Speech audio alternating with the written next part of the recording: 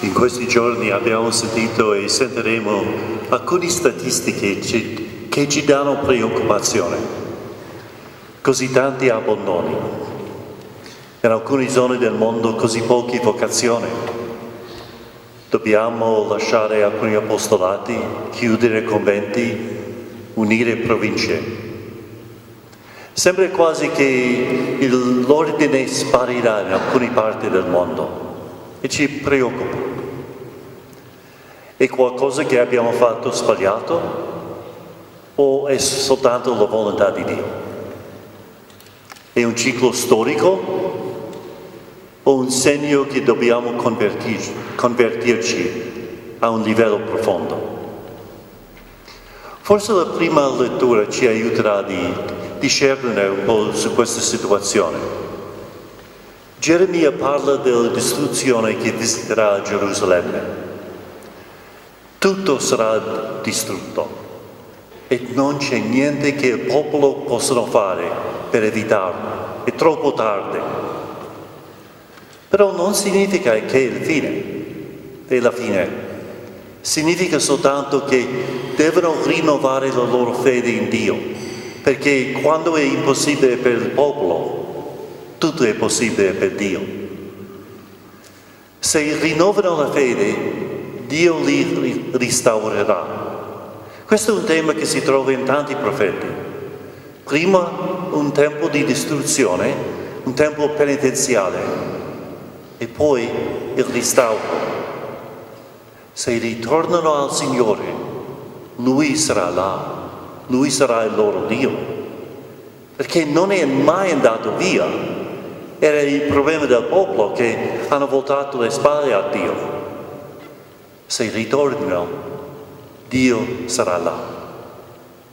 E per noi, forse tutti questi problemi significano un tempo di penitenza, un tempo di rinnovare e rafforzare la nostra fede.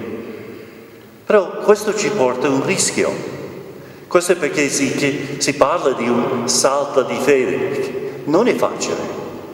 Sarà per noi come è stato per Pietro. Pietro che doveva scendere dalla barca e cominciare a camminare sulle acque. Però ogni atto di fede porta un rischio. La fede non è un calcolo sicuro della probabilità o uno studio delle tendenze sociologiche. La fede significa un profondo e un coraggioso impegno verso la speranza e la fiducia. E se facciamo questo salto di fede, tutto cambierà? Se scriviamo nuove Costituzioni, arriveremo alla terra promessa? È un'idea assurda. Però con la fede, con Dio, tutto è possibile. Frati, è tempo di scendere dalla barca.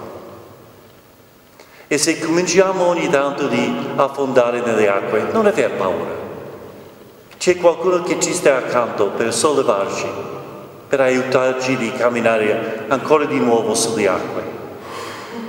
Però prima dobbiamo scendere dalla barca. In these days we've heard some statistics, and we'll hear some more that leave us a bit troubled. So many friars who have left the order. In some parts of the world, so few vocations. We're leaving apostolates, closing friaries, uniting provinces. It almost seems like the order is going to disappear from some areas in the world. And that leaves us troubled. Is it something that we're doing wrong? Or is it simply the will of God? Is it just a historic cycle? Or is it a sign that we've got to change something radically? That we've got to convert ourselves? Maybe if we look at the first reading, we'll find a few ideas that might help us.